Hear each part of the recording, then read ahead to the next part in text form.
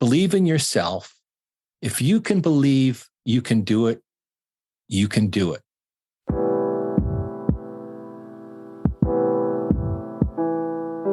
Hey, everybody. Welcome to Perpetual Motion, a podcast focused on lifestyle, self-care, communication, and positive relationships. I'm your host, Dr. Mo Anderson, best-selling author, award-winning podcast host, TEDx speaker, and speaker coach. If you're a life learner who wants to live, lead, and love better, just in personal growth, progress, improvement every day, all the way, 100%, you are in the right place, okay? If you're new to the show or a returning visitor, let's make this official and hit that subscribe button today. Joining me on the mic is Kim Daring-Razdiba. And to borrow a few lyrics from those female philosophers, Salt and Pepper, what a man, what a man, what a man, what a mighty good man. Check this out. Kim Derrick has lived an amazing life from the streets of Europe on $10 a day to corporate leader at a Fortune 500 company, Olympic torch runner, amateur chef, and he's an expert on all things wine. Wow, right? But wait, there's more. Add to that impressive list that he is a branding guru and the author of a wonderful new book titled Branding Wings. It's about 20 incredible women who built global brand dynasties. He's here to share tips from his 3 decades of branding expertise and discuss some of the iconic women in his new book.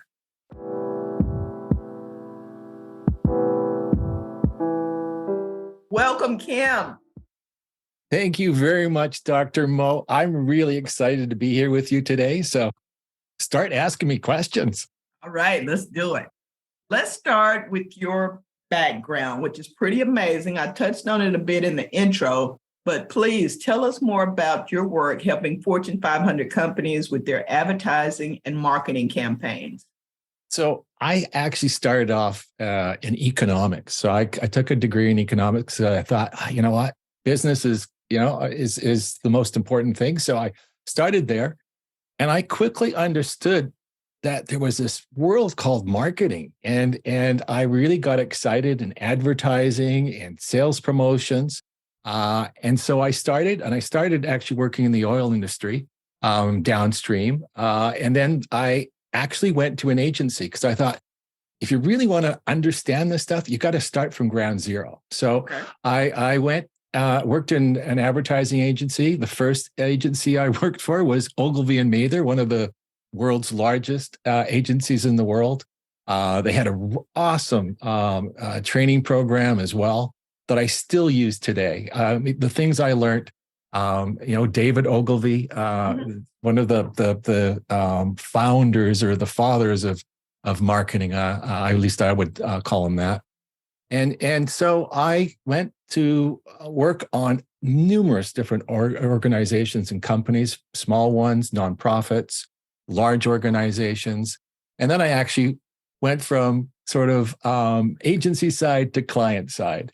And so I've been on the client side now for a number of years as well. Again, in Fortune 500 company, global organization, which I've really been enjoying because I love that globalness of an organization. So yeah, I've been with brands. I've been a brand steward for 30 years. Fantastic, 30 years. And I know that you've amassed a wealth of knowledge during that time and all those different experiences. And I really like that you alluded to kind of working from the ground up too. As you went to agencies and different companies because so many people just want to, come in and be management and leaders and not take that time to really learn. But everywhere I've been, it's really served me well to know everything about it. Even if I'm not the best at it, it helps you lead better and it helps you strategic plan better, in my opinion. Yeah. Well, in an agency, you have to learn about a business. Mhm. And what I thought was so amazing was you learned the business probably better than your clients sometimes because you watched the customers, you looked at the interactions, you looked at the data, you looked at all the results, and it was like being an archaeologist. You were trying to figure out, exactly what was happening and why did it happen this way. So I looked at every client was an opportunity to learn, and I guess maybe if that's one thing that I look back in my career Mhm. is that I really enjoyed learning. Yeah, same here. Just voracious appetite for learning. Every day I want to learn something. So we share that. Well, now that we've established that you are more than credible in this particular area and qualified, let's level set and define brand. What is a brand and why is it important? So I've got a quote that I kind of took a quote from Maya Angelou, famous. I mean, she's an incredible woman, incredible storyteller, and I kind of morphed my quote. And my quote is, "A brand isn't about what it says or does, but what it makes its customers feel. It is about that emotional attachment. You take a product, you take a service, and there's expectations attached to that. There's memories, stories. There's a relationship that you build. But at the end of it, it's that perception, it's that impression, it is that feeling that you get from that brand." That covers it. That's very good. And I love Dr. Angelo, and I know the quote you're alluding to, but I like your spin on it and it fits. You've Thank you. got you've got 5 C's of branding, which I read about in your book, but can you talk about those a little bit? Yeah. So in my book, I had to try and figure out a way to compartmentalize because I have not done this historically. Branding's messy because it's all over the place, and it's funny. I listen to some people talking about branding, and they kind of are talking just about marketing, and so I had to figure out a way to put some key principles into sort of pillars of thoughts or pillars of activity so that one, it helped me as I went through doing my research to understand where the strengths were and where the weaknesses were with any brand. And so I came up with the 5 C's. And the 5 C's, the first 5 C is commitment. And commitment is everything from the why. Why is this brand? Why does it exist? What's its mission, vision? What's its purpose? What's its promise to the customer? So it's all of that storytelling that you keep hearing today, which is so important as to why is this brand here? And what are you trying to do? Is it a caring brand? Is it, what type of brand is this? And then the second one, and this is probably the one that if anyone is starting a company, this is the one that they really start with, which is construct. What's the logo going to look? What am I going to call this? What's this brand going to be called? But it's more than just that. When you think of the construct, it is the what kind of feeling do you want to give? What kind of personality does this brand have? The colors. If there's a scent attached to it, what is that scent? If there's a sound, what is that sound? The design becomes really important. Does the design look like something that is coming from the past? Is it something that looks like in the future? Does it look something warm? Does it look something funny? All of those sorts of things go into the construct. And then the third one is the community. And a lot of people go, oh, I thought the third one's going to be customer. Well, in community, customer is in the community. Actually, it's bigger than just the customer. You've got your employees, hugely important when you build a brand. Because if they don't believe in the brand, it's going to be really hard to actually get your customers to believe in the brand. And then it's your constituents in your community. Where does your brand exist? How do you actually interact in your physical community as well? And then the next one, this is the one that I think a lot of people think when they think of branding, which is the content, which is that whole marketing side. It's all the channels. How are you going to communicate? look at all the different touch points that you have with your customer base, and what is that journey that the customer has with the brand, and what's that messaging going to look like? And then the final one, and this is the one that I discovered in myself, that I spend probably less time on this one because to me it's not as exciting as the other ones, and that's consistency. And consistency is about making sure you're delivering the same promise and the same product or the same service every time. And that delivery of that, the quality that you're putting out continues to increase. You can't just stay in one spot. Things change. So this is where you look at your data. This is where you listen to your customer. What is the feedback processes that you've got in place? This is where you've got the training of your employees. This is where you've got your agreements and your governance with your suppliers. These are all really and hugely important to effectively deliver every time, every place. So if you're just in one location and you're in that location, you're overseeing it. But if you have 5 locations, how are you making sure that product that you're delivering is consistent every day? So this one actually became, to me, the most important one for longevity of a brand. But yeah, I think the other ones are more exciting. I can see that, that might not be sexy to people, as the millennials say, but very, very important, even within just what I'm doing here, one of my 18 jobs, podcasting. It didn't really take off and get me into the top 10% until I started doing it weekly, same day, same time. It was just kind of something on the back burner that I'd get to. And I couldn't understand why it wasn't growing, but people are looking for that. And to your point about I'm glad you said that about the audio, because every time I go to Netflix, which since stay at home has been my go-to, when I hear that sound, that little dun dun dun, I just know something good is about to happen. And I hadn't really thought about sound until hearing from you and other experts like that, and that people, trademark sounds, but it's just really, really fascinating. It's an area I'm trying to learn about and very much rely on experts like you, but it is important. All of those things that you said really even speak to relationships. Yeah.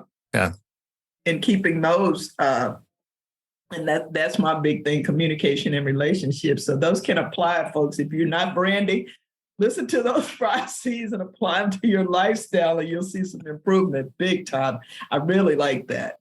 Yeah. So just on a side, I did a blog article on smell, and my daughter and I said to her, let's go to the mall. And we went into stores, and I said, what I want you to do is smell. I said, don't look at the clothes.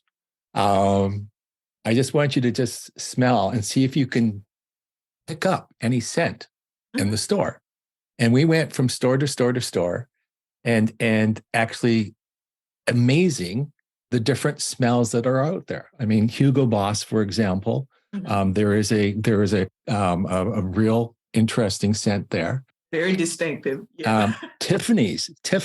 I was amazed. I was in Tiffany's, and there's a security guard there, and he's kind of watching us as we're walking around, because I wasn't looking at any of the jewelry. I was just like, my nose is kind of up in the air. And you thought you were casing the place, probably. Anyways, I was surprised. There was a smell. It actually was like, it smelled like bubble gum, weirdly. But again, our subconscious probably picks this up. We're too busy to notice these things, but they do have an effect. Absolutely. That's interesting. I bet your daughter enjoyed doing that with you. Yeah, I think I had to buy her something. Well, there's that. You're not going to just be dragging a woman to different stores and Tiffany's. No. And not be a prize for the effort.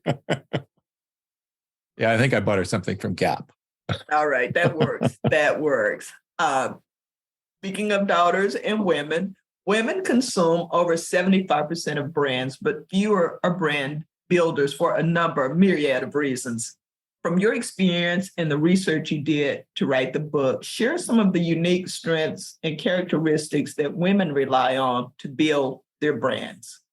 Yeah, so this is really interesting. First of all, it was actually really hard to find especially when I went back in time to find women that built brands. First of all, there's not a lot of information out there, and nobody's looking at these stories the way I was looking at it from a business perspective of how did they actually build the brand. I found a lot of these stories were around their personal lives.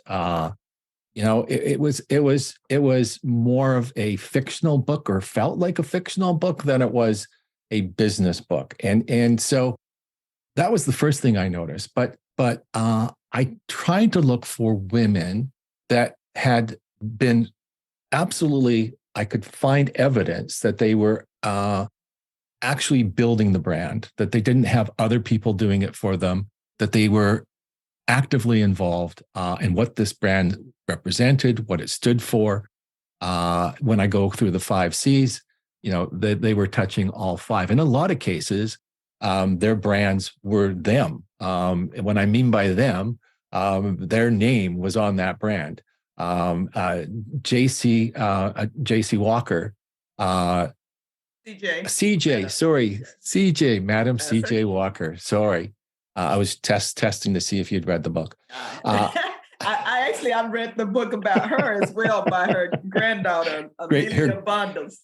Yes, great-great-granddaughter. Great-great-granddaughter. Yes, and I have had many conversations with that wonderful woman as well, and the huge amount of information that she has. But where I was coming from there was she was one of the first to put her own image on her packaging as well. So people understood where this product was coming from and that there was a person behind it. But really, what was interesting about all these women, there was 2 things. One, they all came at this with not knowing really anything about business. They had to learn. And so, I mentioned earlier about, enjoying how to learn. These women knew nothing, so they had to learn and listen. And I think this is probably one of their greatest strengths, because they never walked into a room and said, I know everything. I'm going to learn from everybody. I'm going to listen, but I'm also going to follow what I believe is true. And that's the other piece to what I saw here. This confidence, their ability to be, this intuition, to believe in oneself and to follow. They were told many times that they were crazy, that what they're suggesting is not going to happen. The volume, the size of their dream, it was like, no, that's not going to happen. And they proved everybody wrong. That's good to hear. And you just make me think about, I know I've heard Sarah Blakely speak about that, how many people were telling her it couldn't happen when she identified a need, and now she's, everybody knows Spanx. Every woman I know has a whole drawer dedicated to various types of Spanx, but it started with getting beyond the nose, rising above the naysayers, and just I like what you said too about their instinct, because even if you don't, know all the B school stuff behind things, there is something to be said for having an instinct and being able to tap into community and find the niche that's being unfilled, because a lot of times those people who are saying no are not even, your target customer or client. Yeah. But how do you know when they're right? Because there are people who have, chewed off all the people who told them no and then landed flat on their face. But then there are others like these women. So, they had failures. Absolutely, they had failures. And they learned from those failures. Excuse me, I got to have a drink here. Sure. No problem. And that's key, is in addition to the listening that you talked about, because we do have to listen. Nobody knows everything. No. but being resilient and learning from failure. And learn from your customers. These women, and I can use a couple of examples. Estee Lauder, she would be on the floor, on the cosmetic floor all the time, walking around, giving out samples. She was one of the first to start giving out samples. That was actually one of her ideas, and today it's commonplace. But at the time when she was doing it, it was not commonplace. She would also go out and she would spray some of her scents all over the store so that people would go, where is that coming from? Where is that coming from? But she would be out there. The reason she's out there, she was out there talking to clients and understanding consumers. Liz Claiborne, same thing. When she was, doing her separates and developing her clothing line, she was actually in stores watching how women interacted with her designs and her clothes, and some people thought she was a salesperson, and so they never took anything for granted, but they did take chances and they did take risks. I think there was, I can't remember who it was, maybe it was Handler, Ruth Handler, Mattel, the person who came and invented Barbie. She said, you know what? I had nothing to lose. And then was another one, I think, said, you know what? I think I actually didn't know that there was that much risk. Like that. Well, that ignorance can be bliss. I've got a few of those in my life as well, where I look back and go, what on earth was I thinking? It worked out. Yeah. Fun. And Elizabeth Arden, and I've got listeners globally, according to Google, so I want to see if you're not familiar with Elizabeth Arden. That's fragrances, and Liz Claiborne, attire, very, very well-known names globally, but just want to make sure everybody's on the same page, because these stories and these empires that they built, and I do mean empires, are truly, truly fascinating. Incredible. And like I said, I've started the book. You have some really amazing stories. You feature women like Anna Bissell, the Queen of Clean. I had one of their vacuum cleaners for a long time. Elizabeth Arden, the Queen of Cosmetics, and Martha Stewart, the Queen of Domestic Arts, and one of the greatest comeback stories of my lifetime. How did you decide? I understand there weren't as many to choose from, but still, I know there were more than 20. How did you decide who you'd include in this book? So I started with, that had to be a recognizable brand. So in the sense of B2B, I kind of left those off the table only because most people would not know the brand. There are a number of women who built really good business-to-business brands, but there was no real one brand that was associated to the general public. So I started there because I really wanted to get into the story of understanding what is a brand. And so I needed to get something that people could relate to. So that was the first thing. The second thing was that it had to be a brand that existed beyond one generation, that it showed longevity. The youngest of the brands that are there is about 18 years, and that's Tory Burch. Is the youngest. Quite a few of them are in their 30s years. And then the oldest is over 150 years old, which is Veuve Clicquot, the champagne. And so that was one of the other ones. The other one was, as I said earlier, was this some sort of evidence of their involvement of the brand. And as I said, that wasn't really too difficult. A lot of these people were spokespeople. They all started with no money. Let's start there. Okay, there's a couple that maybe had some money. I would say Tory Burch came in with a fair bit of money through family and friends to support the business. But in most cases, they were really selling from customer to customer, one customer at a time, and building that brand in a very slow and process. But But what I was getting to was public relations was probably the only way that they could actually get media attention, that free ink of getting others to write about them. So they did. They spent a great deal of time trying to build those relationships with media and getting out there and telling their story. And that's how a lot of these women started, was getting that story out through the media.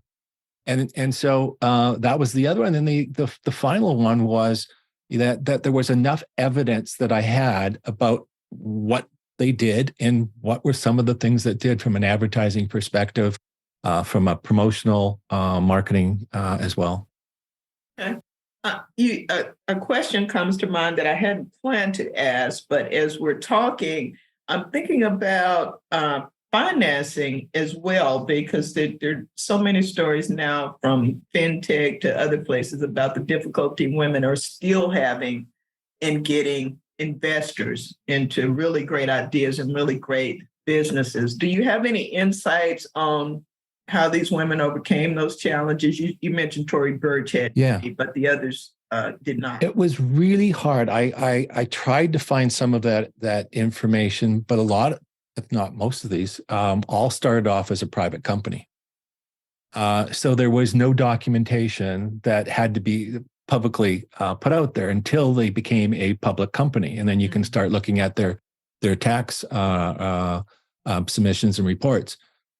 So, and most of these companies did not have a public company when they started. And it wasn't until they either sold or they actually did. Mary Kay went public, sold shares, and then discovered that the shareholders wanted to do different things than what she wanted to do. She had a vision, and she had, she knew how to move this forward. And her shareholders were looking, but look, we're looking at your bottom line, what's happening next quarter. And she couldn't work in each quarter. She had a vision. It was a long-term vision. So she actually bought back their shares. I didn't know that. Yeah. So that's a private company. Esther Lauder is still a private company. So to get to the answer, it was really hard to find.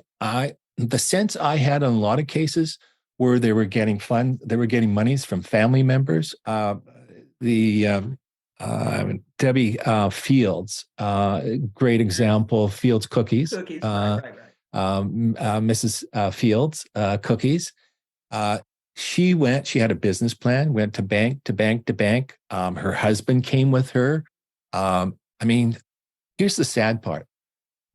You go back 38 years ago, a woman could not open a bank account without a man's signature. The man's signature could be her son, could be her husband, could be her father, but she couldn't open a bank account without support of a man. Couldn't even get a credit card. I am well aware. I remember my mother, who's a retired educator and minister, going to do things, and they were asking where was her husband. I remember answering the door as a child, and is the man of the household. That wasn't that long ago. No. So, Mary Kay, how she got around it, because she was at the time divorced. Actually, it was, I think it was her second marriage, or maybe it was a third. Anyways, just before she started the company, her husband had a heart attack and died. So I think she got her son to actually be that man to support her from a banking perspective. So in a lot of cases, as I said, I don't have the information to actually say where they got their money from. But as I watched some of the trails and just some of the information that I looked at, it was friends, families. There were some people, mentors, some supporters that believed in them, that supported. But in a lot of cases, as I said, they started from ground zero, first product, one at a time. And that's, an unfortunate part of our history when it comes to gender, but it's also inspiring in the sense that, someone may be listening who's facing that obstacle today to just persist. If you've got a good idea, find the people who support you and invest Yeah. in you, and keep pressing on. Don't give up. This is not new, and other people have overcome it. Other women in particular. Exactly. Which of the women, Kim, had the most inspiring story for you, or one of the women with the most inspiring stories, and what was unique about it? Wow, that's a really hard question because I find them all unique. They all came with a different story. Probably one that people don't know. Maybe they do. Lillian Vernon, the direct marketer. She was really one of the first direct marketers out there. Sure, there was a couple other big ones, but as somebody started from ground zero, and she started from her kitchen table. She was pregnant with her first child. Uh, they were living in New York City, probably needed money, and she was looking for extra cash because she was at home and she finally had her child. But she was at home and she thought, I could start a business. What could I do from my kitchen table? And so she started a direct marketing company, one of the largest direct marketing company. Now we know with technology and the internet, things have changed. That was direct marketing going through mail. She did her first ad and she made a fair bit of money off that first ad. Fortunate she had a father as well who was in the business of making belts and purses. And so that's where she started, pulling from him, his products. But these are all fascinating stories. And I pull her out only because, again, I just go, how did this happen? How did this woman sitting in a kitchen come up with this idea and then become, one of the largest direct marketers in North America? And I can tell you each of these stories because they all go, if they go from one direction to another, and then they finally find their place. I mean, I'll just quickly touch on Anita Roddick, the Body Shop, and the Body Shop. What Body Shop? I don't know Anita Roddick. So she's got it's a cosmetic company. It's called the Body Shop. And okay. I'm thinking about cars. All right. I obviously hadn't gotten to her story yet. All right. The Body Shop is a brand. The Body Shop is a brand. Okay. And she, where she came from, she had her and her husband. I would say they were probably hippies. Might be a loose term, but free-willed. Her and her husband were running a restaurant, a hotel. They were entrepreneurs in their own, but they didn't go very well. He went and he wanted to go on a 2-year adventure. She had daughters that she had to look after. She started this idea of starting with products for women, and she based it off of she had been traveling when she was finished university, and she traveled around the world, particularly in South America, Asia, unique areas where most women were not traveling way back when. Mm-hmm. And she found all of these traditional ways of women looking after their skin, and using products. The products that they would be using would be everything from different types of mud to oils that are coming off of different plants. And she took these things and said, hey, why couldn't I make this into a business? She was the anti-cosmetic person. She was not going to go at it of, high-end, your looks are the most important element. Hers was from a health perspective, looking at solutions that were natural and organic.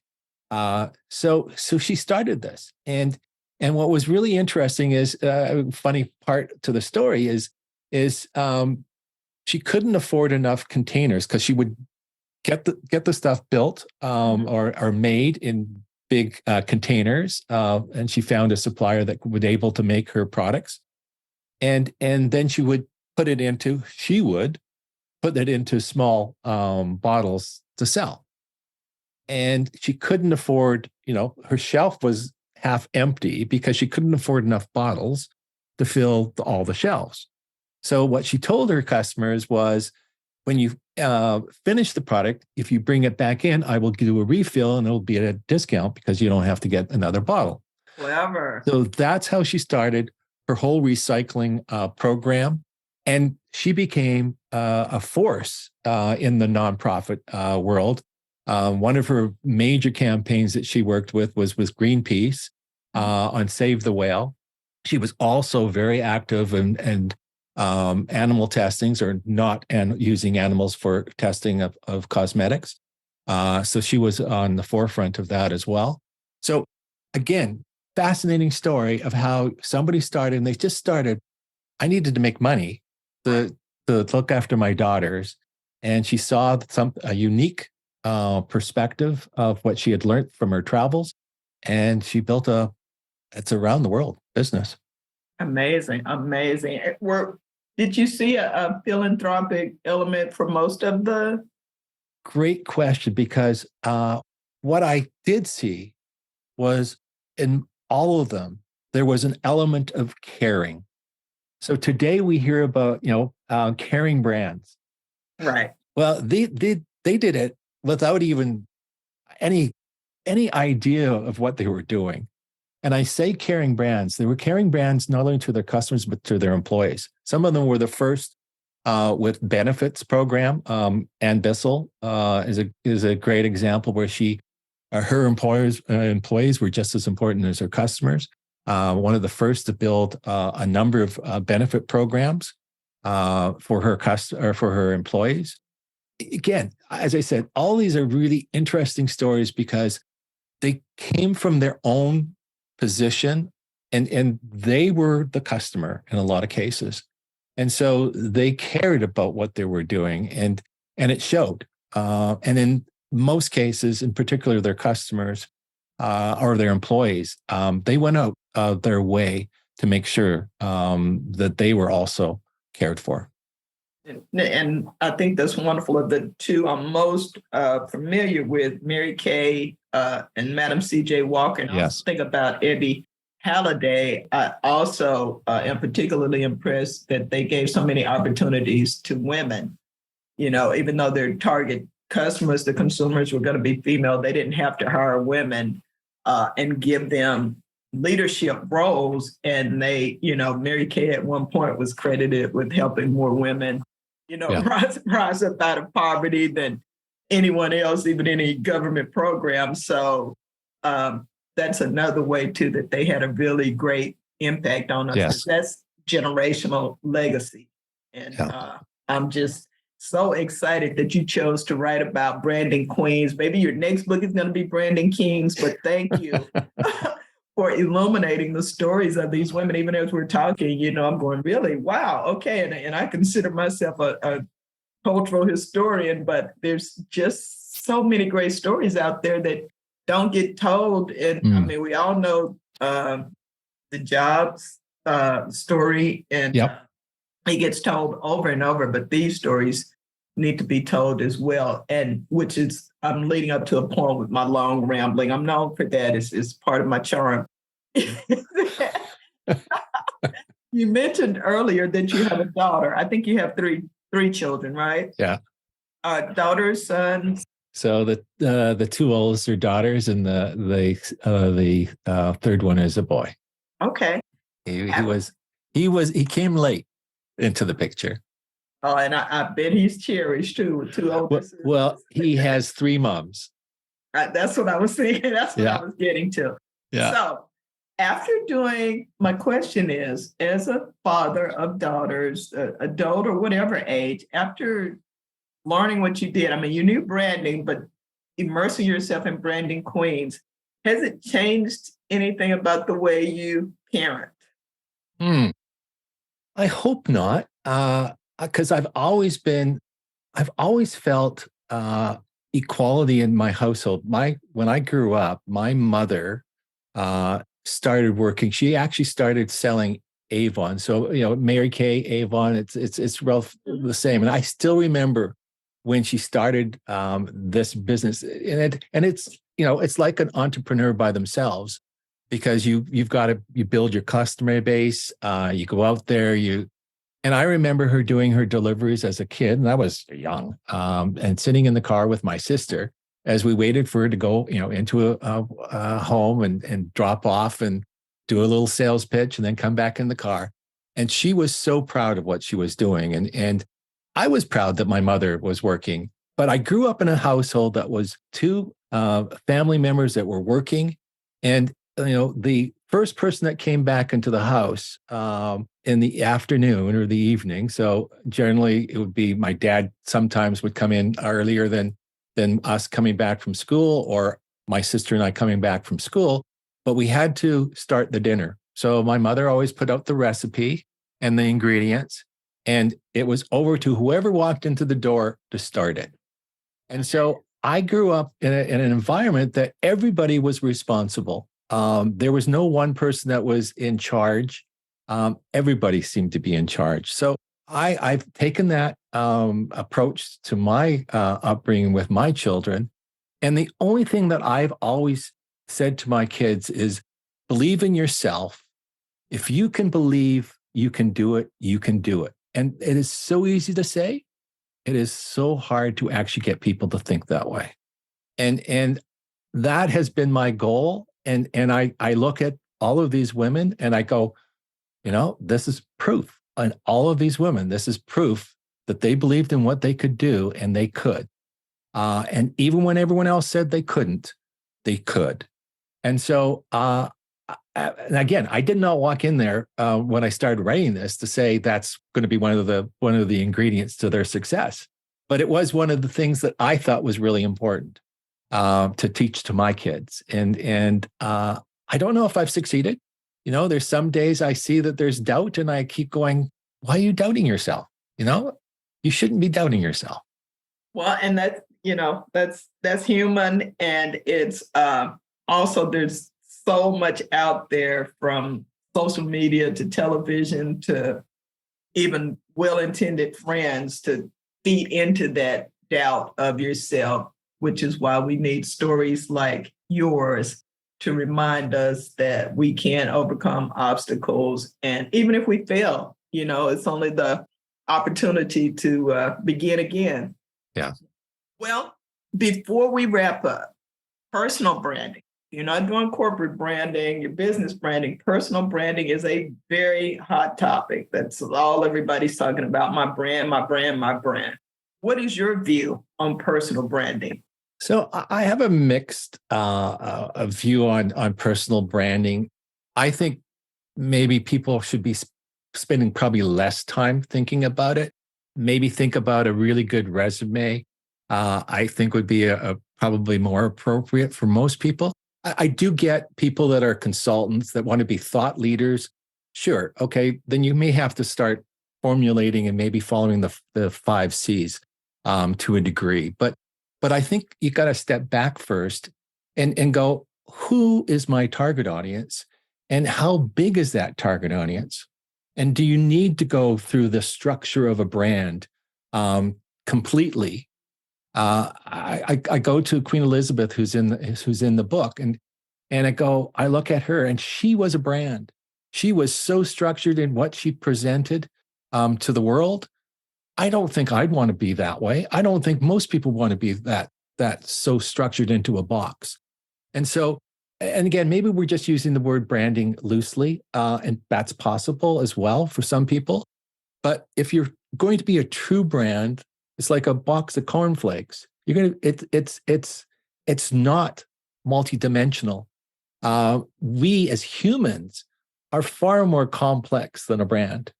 I love the quote that's out there that brands are trying to become humans, and humans are trying to become brands.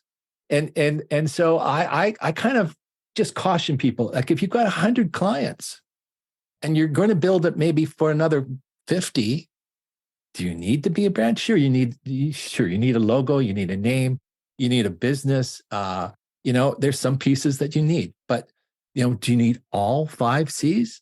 I don't think so. Good response. I'm glad I asked that question. That's got me really thinking. I like that. Before we go, Kim, this has been fascinating. I love these stories. I love seeing women throughout history highlighted and championed. And thank you for writing Branding Queens. Tell us about your other services, how listeners can connect with you, and how they can order this wonderful book, Branding Queens. Well, you can get the book online. I mean, you can go to any bookstore and you can ask for it. It's not going to be in the bookstore. They're going to have to probably order it, but they can order it through Ingram. If you go online, you go to books to read, and it's books with two, the number two, read.com/branding queens. You'll get a complete list of where you can purchase it, and you can just it'll have all the links if you want to get the soft cover, the hardcover, or you want to get the audiobook, or you want to get the ebook. So it's easy to find, or you can just Google. Google is always good. Just put Branding Queens in, and it'll find it there too.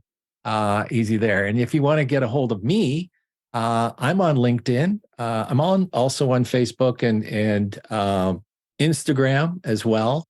But LinkedIn is my preferred location. So again, you just put my name, Roz Diba. Start with Roz Diba.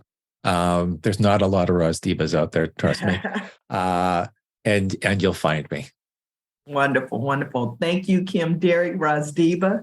And folks, I recommend that you get a copy of his inspiring book today. It's a good read. And while you're online, surf over to my website at drmoanderson.com for information on my speaking and writing services and to hear more entertaining and educational podcasts like this one.